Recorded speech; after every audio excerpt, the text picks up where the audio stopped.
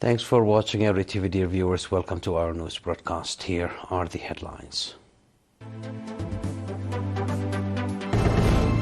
Meeting on implementation of development programs. Vocational training for youth in college subzone. Turkey holds trade with Israel over humanitarian tragedy in Gaza. China rocket blasts off for far side of the moon.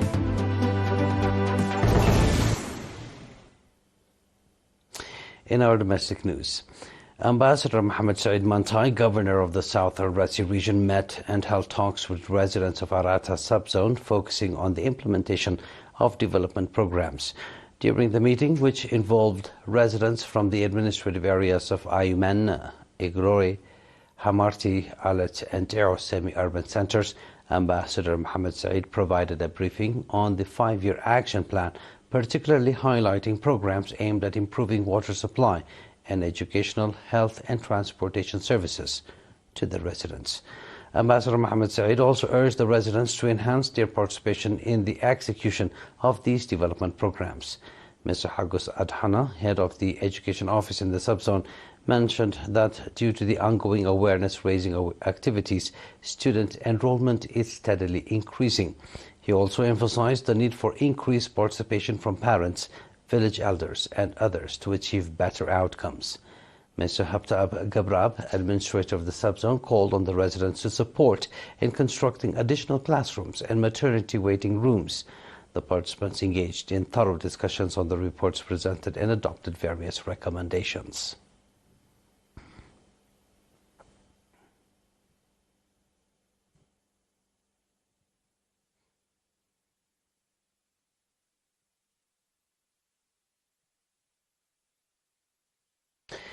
Vocational and civic training programs lasting from 1 to 3 months were provided to approximately 260 youth in Golij subzone. Mr. Haile Berhe, head of the National Union of Eritrean Youth and Students branch in the subzone, reported that the training included first aid, solar system installation, electronics, and social sciences.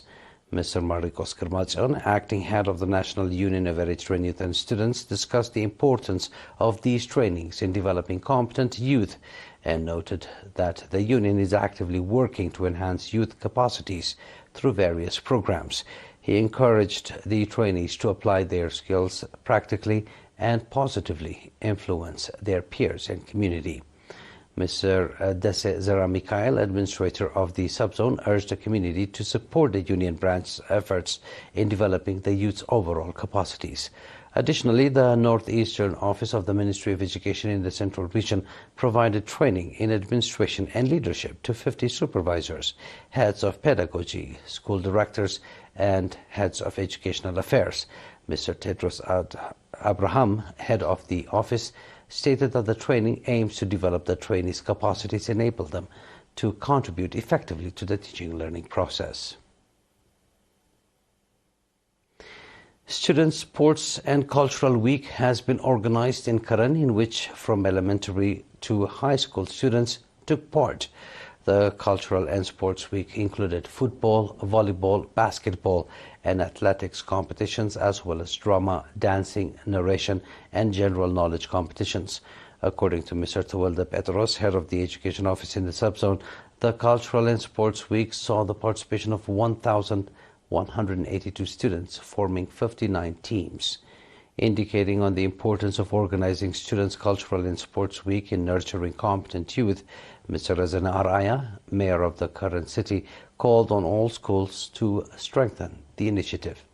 Awards have also been handed out to winners of the various competitions.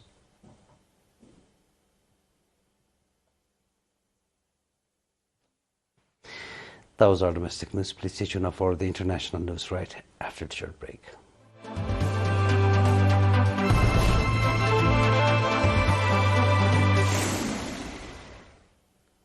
Turkey has suspended all trade with Israel over its offensive in Gaza, citing the worsening humanitarian tragedy in the Strip.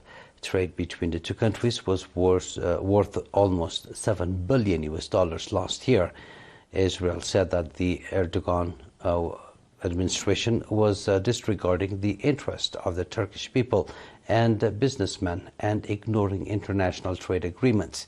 He added that he had instructed the foreign ministry to find alternatives for trade with Turkey with a focus on local production and imports from other countries.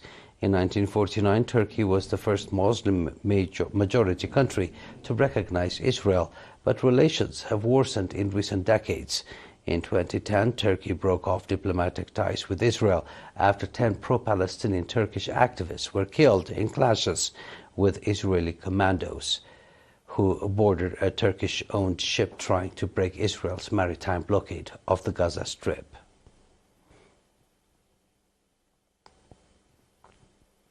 China has launched a probe to collect samples from the far side of the moon in what is being billed a world first. An unmanned rocket carrying the Chang'e 6 probe blasted off from the Wenchang Space Launch Center today. The 53-day mission aims to bring around 2 kilograms of lunar samples to Earth for analysis. It will try to relaunch from the dark side of the moon facing away from the Earth. It has a thicker, older crust with more craters, which are less covered by ancient lava flows than the near side. This may make it more possible to collect material that helps shed light on how the moon was formed. Scientists hope the probe was named after the moon goddess and one of the most popular figures in Chinese mythology. Chang'e 7 will search the lunar south pole for water, and Chang'e 8 will attempt to establish the technical feasibility of building a planned base known as the International Lunar Research Station. Friday's liftoff marks the latest stage in China's stage and space exploration program that is competing with the U.S. 5 years also, China became the first country to land a rover on the moon's far side by 2030. It aims to have put its first astronauts on the moon and to have sent probes to collect samples from Mars and Jupiter. Please stay tuned for a recap of tonight's headlines.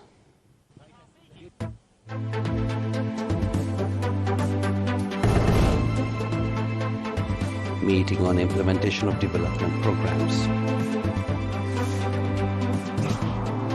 Vocational training for youth in Golej subzone.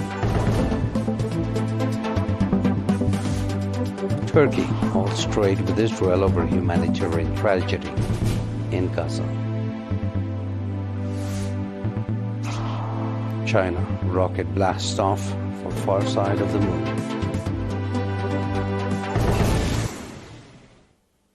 That was our news for tonight, dear viewers. It is good night from us.